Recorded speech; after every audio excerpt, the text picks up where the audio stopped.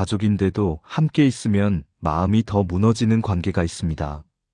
명절이 다가오면 불안합니다. 만나야 한다는 것을 알지만 그 생각만으로도 마음이 무겁습니다. 전화벨이 울립니다. 가족 이름이 뜹니다. 받기가 망설여집니다. 받고 나면 기분이 안 좋아진다는 것을 알기 때문입니다. 가족 모임이 끝나고 집에 돌아옵니다. 이유도 모르게 지쳐 있습니다. 괜히 우울해지고 괜히 나 자신이 초라하게 느껴집니다. 혹시 여러분도 그런 적이 있으신가요? 가족과 함께 있는데 오히려 혼자 있을 때보다 더 외롭고 힘든 순간. 피를 나눈 사이인데 왜 이렇게 마음이 불편한지 모르겠는 순간. 우리는 배웠습니다. 가족은 소중하다고.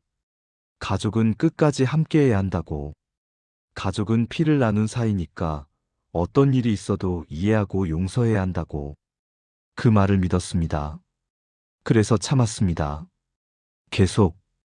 왜 가족 관계는 다른 관계보다 더 아플까요? 첫 번째 이유는 기대가 크기 때문입니다. 가족에게는 특별한 기대를 합니다. 나를 이해해 줄 거라는 기대, 나를 지지해 줄 거라는 기대, 나를 있는 그대로 받아줄 거라는 기대. 가족이니까 당연히 그럴 거라고 믿습니다. 하지만 그 기대가 충족되지 않을 때 상처는 더 깊습니다. 낯선 사람에게 받는 상처보다 가까운 사람에게 받는 상처가 더 아픕니다. 가족에게 받는 상처는 그보다 더 아픕니다. 왜냐하면 가족만큼은 나를 지켜줄 거라고 믿었기 때문입니다. 두 번째 이유는 가족이니까 이해해야 한다는 말 때문입니다. 상처를 받았습니다. 억울했습니다. 화가 났습니다. 하지만 주변에서 말합니다. 그래도 가족인데, 가족이니까 이해해야지. 가족끼리 그렇게까지 할 거 있어? 그 말들이 나를 더 옥죄입니다. 가족이니까 이해해야 한다는 말은 결국 내가 참아야 한다는 뜻입니다. 내 감정은 중요하지 않고 내 상처는 대수롭지 않다는 뜻입니다. 가족이라는 이유만으로 나는 계속 참고 견뎌야 한다는 뜻입니다. 세 번째 이유는 참을수록 더 요구받게 되는 구조 때문입니다. 처음에는 조금 참았습니다. 가족이니까. 두 번째도 참았습니다. 세 번째도 참았습니다. 그렇게 계속 참다 보니 이제는 참는 것이 당연해졌습니다. 상대는 알게 됩니다. 이 사람은 참는다. 이 사람은 화내지 않는다. 이 사람한테는 이렇게 해도 괜찮다. 그래서 더 요구하게 됩니다. 더 함부로 대하게 됩니다. 왜냐하면 어차피 참을 거라고 알기 때문입니다. 네 번째 이유는 거리를 둘 수 없기 때문입니다. 다른 관계는 힘들면 거리를 둘 수 있습니다. 만나지 않으면 됩니다. 연락하지 않으면 됩니다. 하지만 가족은 다릅니다. 명절에는 만나야 하고, 경조사에는 가야 하고, 부모님 생신에는 연락해야 합니다. 거리를 두고 싶어도 둘 수 없습니다. 주변에서 뭐라 하고 스스로도 죄책감이 듭니다. 그래도 가족인데 내가 이러면 안 되지. 혈육인데 이렇게까지 할 수는 없지. 그렇게 스스로를 다시 그 관계 안으로 밀어넣습니다. 돌아보면 가족이라는 이름으로 많은 것을 참아왔습니다. 부모님의 간섭도, 형제의 무시도, 자식의 무례함도, 시댁의 무리한 요구도, 처가의 기대도, 모두 가족이니까 이해해야 한다고, 가족이니까 참아야 한다고 믿었습니다. 하지만 이상합니다. 그렇게 참았는데 관계는 나아지지 않았습니다. 오히려 더 힘들어졌습니다. 내가 더 참으면 상대가 나를 더 이해해 줄 거라고 생각했는데, 실제로는 내가 더 참을수록 상대는 더 요구했습니다.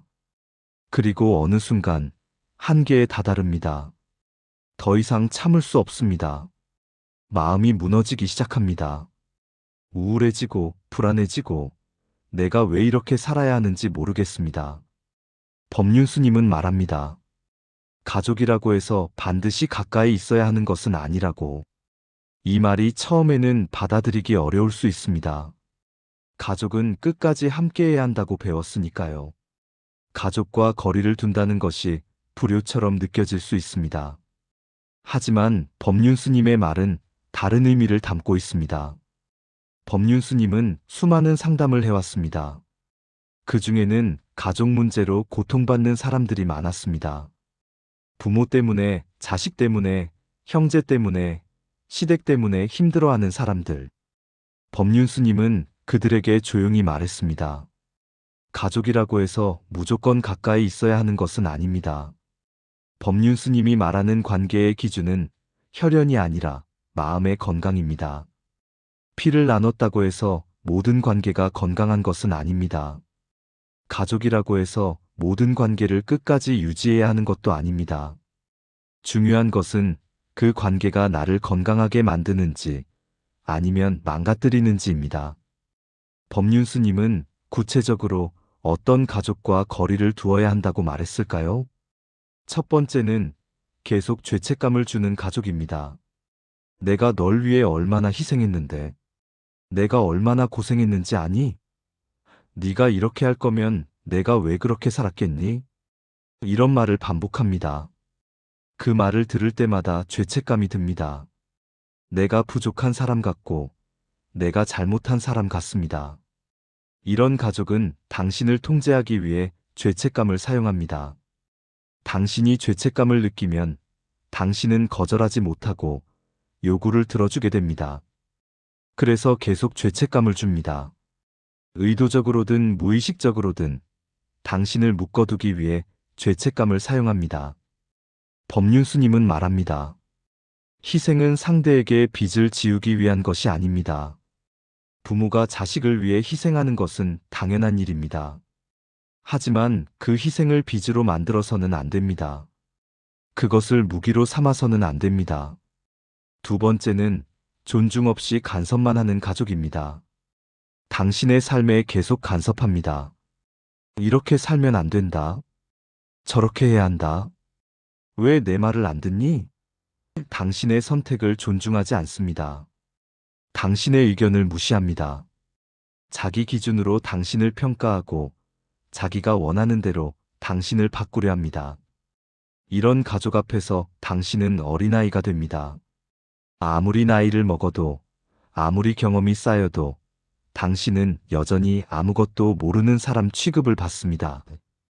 당신의 판단은 믿을 수 없고 당신의 선택은 틀렸다고 합니다.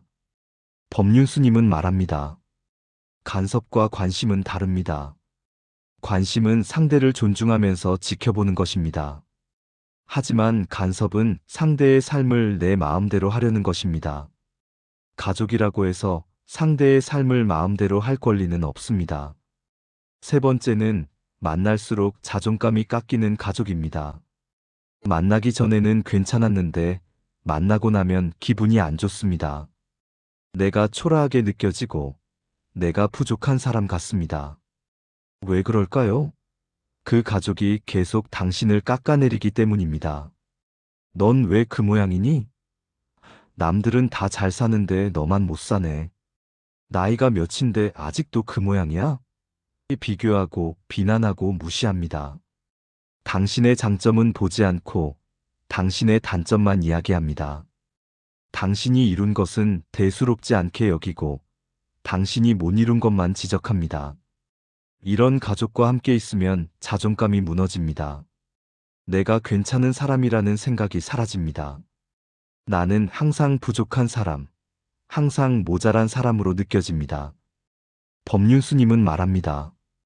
당신을 끌어내리는 사람 곁에 있을 필요가 없습니다. 가족이라고 해서 예외는 아닙니다. 당신의 자존감을 깎아내리는 사람, 당신을 무시하는 사람과는 거리를 둬야 합니다. 네 번째는 당신에게서 계속 빼앗기만 하는 가족입니다. 도움을 요청합니다. 돈을 빌려달라고, 시간을 달라고, 뭔가를 해달라고. 처음에는 도와줬습니다. 가족이니까. 하지만 계속됩니다. 끝이 없습니다. 주면 줄수록 더 요구합니다. 그리고 고마워하지도 않습니다. 당연하게 여깁니다. 이런 가족은 당신을 ATM처럼 여깁니다. 필요할 때만 찾고 받을 것만 받고 줄 생각은 하지 않습니다. 당신이 힘들 때는 없고 당신이 필요할 때는 바빠합니다. 법륜스님은 말합니다. 도움은 상호적이어야 합니다. 한쪽만 계속 주는 관계는 건강하지 않습니다. 가족이라고 해서 무조건 줘야 하는 것은 아닙니다. 당신도 지켜야 할 삶이 있고 당신도 중요한 사람입니다. 다섯 번째는 당신의 아픔을 이해하지 않는 가족입니다. 힘들다고 말했습니다. 아프다고 말했습니다. 하지만 이해받지 못했습니다. 그 정도 가지고 뭘 그래? 나는 더 힘들었는데도 참았어. 너무 예민한 거 아니야? 당신의 아픔을 대수롭지 않게 여깁니다. 당신의 감정을 무시합니다. 이런 가족 앞에서 당신은 혼자입니다. 가장 가까운 사람에게조차 이해받지 못하는 외로움. 그것은 혼자 있는 것보다 더 외롭습니다. 법륜스님은 말합니다. 이해받지 못하는 관계에서는 마음을 닫아도 됩니다. 모든 것을 나눌 필요는 없습니다.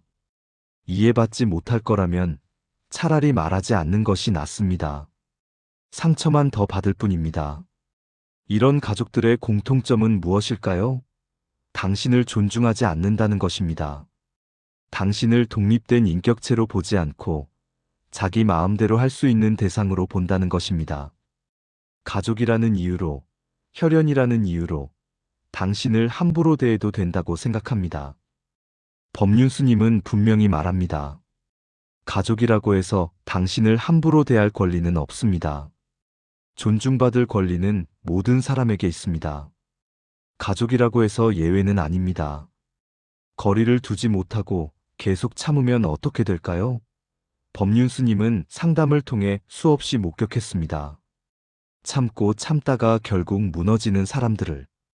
첫 번째 문제는 참다가 결국 폭발하거나 병이 된다는 것입니다.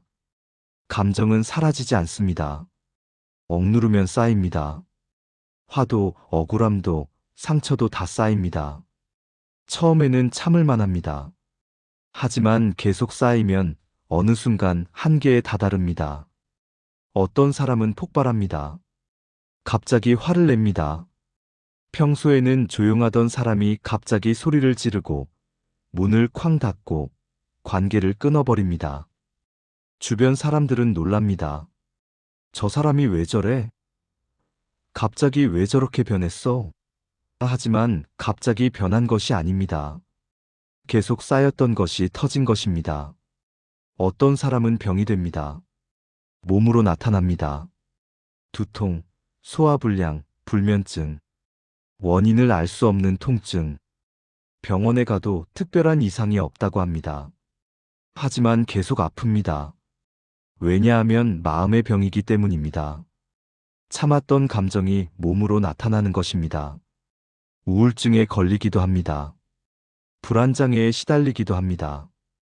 공황장애가 오기도 합니다. 왜 그럴까요? 계속 참으면서 스트레스를 받았기 때문입니다. 가족이라는 이유로 감내했던 상처들이 결국 마음의 병이 된 것입니다. 두 번째 문제는 가족에게 인정받으려다 스스로를 잃어버린다는 것입니다. 가족에게 인정받고 싶습니다. 사랑받고 싶습니다. 그래서 애씁니다. 가족이 원하는 대로 살려고 합니다. 내가 원하는 것이 아니라 가족이 원하는 것을 선택합니다. 내 꿈이 아니라 가족이 바라는 꿈을 줬습니다. 하지만 아무리 애써도 인정받지 못합니다. 아무리 맞춰줘도 만족하지 않습니다. 계속 더 요구합니다. 이 정도로는 부족해. 좀 더 잘해야지. 끝이 없습니다. 그러다 보면 자신을 잃어버립니다. 나는 누구인지, 내가 진짜 원하는 것이 무엇인지 모르게 됩니다. 가족의 기대에 맞춰 살다 보니 나다운 모습은 사라지고 가족이 원하는 모습만 남았습니다. 그리고 어느 날 깨닫습니다. 내가 이렇게 살아온 이유가 뭐였을까? 가족에게 인정받기 위해 내 인생을 포기한 건 아닐까? 그때는 이미 많은 시간이 흘러버렸습니다. 세 번째 문제는 나만 문제인가라는 왜곡된 죄책감이 생긴다는 것입니다. 계속 상처를 받습니다. 하지만 주변에서는 말합니다. 그래도 가족인데 네가 이해해야지. 네가 조금만 더 참으면 되잖아.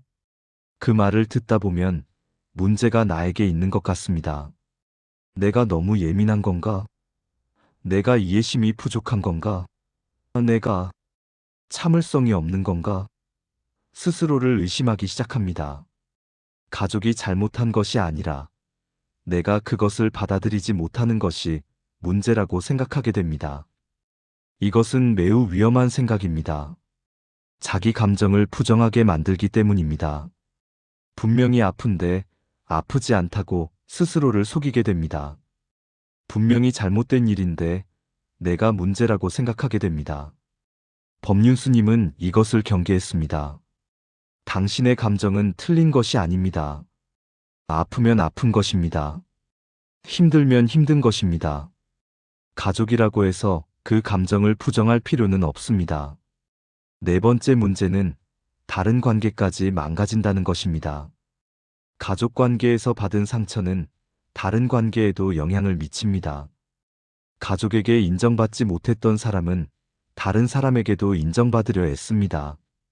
지나치게 눈치를 보고, 지나치게 맞춰주고, 지나치게 희생합니다.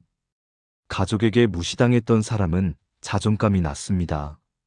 그래서 다른 관계에서도 자신을 낮춥니다. 제대로 대우받지 못해도 참고, 부당한 일을 당해도 견딥니다. 자기 자신이 그럴 만한 가치가 없다고 믿기 때문입니다. 가족과의 관계가 건강하지 못하면 다른 관계도 건강하기 어렵습니다. 가장 기본이 되는 관계가 무너져 있으면 그 위에 쌓이는 관계들도 불안정할 수밖에 없습니다. 다섯 번째 문제는 다음 세대로 이어진다는 것입니다. 부모에게 받은 상처는 자식에게 전해집니다. 의도하지 않아도 알게 모르게 반복됩니다. 부모에게 통제받으며 자란 사람은 자식을 통제하게 됩니다. 부모에게 인정받지 못했던 사람은 자식에게도 인정하지 못합니다. 나는 부모님처럼 살지 않겠다고 다짐합니다. 하지만 어느 순간 보면 부모님과 똑같은 말을 하고 있습니다. 똑같은 행동을 하고 있습니다. 배운 대로 하게 되는 것입니다. 이 고리를 끊지 않으면 계속 반복됩니다. 당신이 받았던 상처를 당신의 자식도 받게 됩니다. 그리고 그 자식의 자식도 세대를 넘어 상처가 이어집니다. 법륜스님은 말합니다. 이 고리를 끊는 것이 진짜 효도입니다. 부모가 잘못했어도 그대로 따르는 것이 효도가 아닙니다. 잘못된 것은 고치고 상처의 고리는 끊는 것이 진짜 효도입니다. 당신에서 끝내는 것입니다. 돌아보면 거리를 두지 못해서 생긴 문제들이 너무 많습니다. 몸도 마음도 망가지고 자신도 잃어버리고 다른 관계까지 영향을 받습니다. 그리고 그 상처는 다음 세대로 이어집니다. 법륜스님은 묻습니다. 그래도 계속 참으시겠습니까? 가족이라는 이유만으로, 혈연이라는 이유만으로 계속 이렇게 살 것입니까? 당신의 건강과 행복보다 가족이라는 이름이 더 중요합니까? 법륜스님의 일침은 분명합니다. 거리를 두는 것은 불효가 아닙니다. 많은 사람들이 두려워합니다. 가족과 거리를 두면 나쁜 사람이 되는 것 같고, 불효자가 되는 것 같고, 인정머리 없는 사람이 되는 것 같습니다. 그래서 계속 참습니다. 계속 견딥니다. 자신이 무너져도. 하지만 법륜스님은 말합니다. 거리를 두는 것은 미워하는 것이 아닙니다. 마음을 지키는 것입니다. 거리를 둔다는 것의 진짜 의미는 무엇일까요? 그것은 관계를 끊는 것이 아닙니다.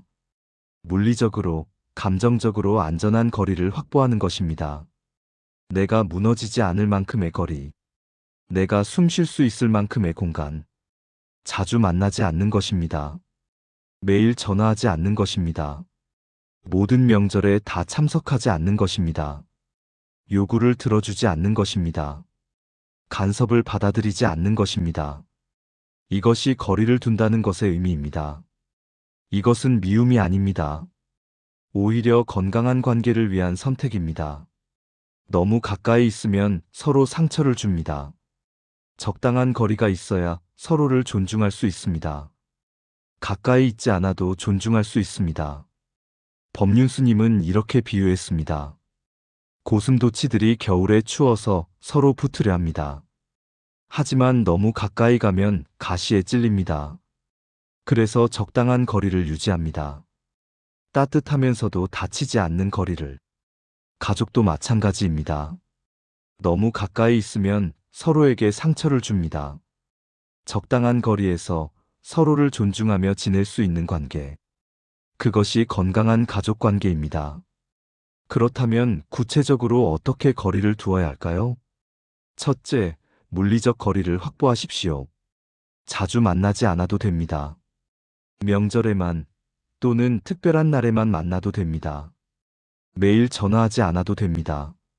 일주일에 한 번, 한 달에 한 번, 당신이 감당할 수 있는 만큼만 연락하면 됩니다. 둘째, 감정적 거리를 두십시오. 가족의 말에 일일이 반응하지 않아도 됩니다. 비난을 들어도 마음에 담지 않아도 됩니다. 그렇게 생각하실 수 있겠네요 라고 하고 넘어가면 됩니다. 설득하려 하지 말고 이해시키려 하지 마십시오. 그냥 거리를 두십시오. 셋째, 요구에 응하지 않아도 됩니다. 미안하지만 어렵습니다. 지금은 제가 할 수 없습니다. 이렇게 말해도 괜찮습니다. 가족이라고 해서 모든 요구를 들어줄 필요는 없습니다. 당신도 지켜야 할 삶이 있습니다. 넷째, 간섭을 차단하십시오. 제 일은 제가 알아서 하겠습니다. 걱정해 주셔서 감사하지만 제 선택입니다. 부드럽지만 분명하게 선을 그으십시오. 가족이라고 해서 당신의 삶을 마음대로 할 권리는 없습니다. 법륜스님은 이렇게도 말했습니다. 부모를 공경하는 것과 부모의 잘못을 따르는 것은 다릅니다. 부모가 잘못된 요구를 해도 따라야 한다는 것이 효도가 아닙니다. 오히려 부모의 잘못을 바로잡고 건강한 관계를 만드는 것이 진짜 효도입니다. 거리를 두면 죄책감이 들 수 있습니다. 하지만 법륜스님은 말합니다. 당신이 무너지면 아무도 도울 수 없습니다. 당신이 건강해야 가족도 도울 수 있습니다. 당신이 무너진 상태에서 가족을 돌보는 것은 의미가 없습니다. 거리를 두면 주변에서 뭐라 할 수 있습니다. 그래도 부모인데, 그래도 형제인데, 그래도 자식인데. 하지만 그들은 당신의 고통을 모릅니다. 그들은 당신의 상처를 모릅니다. 그들의 말에 흔들릴 필요가 없습니다. 법륜스님은 말합니다. 거리를 둔다고 해서 사랑이 사라지는 것은 아니라고. 오히려 마음을 지키기 위해 필요한 선택일 수 있다고. 사랑은 가까이 있어야만 하는 것이 아닙니다. 멀리서도 사랑할 수 있습니다. 자주 만나지 않아도 마음으로 응원할 수 있습니다. 거리를 두면서도 존중할 수 있습니다. 그것이 성숙한 사랑입니다. 이제는 괜찮습니다.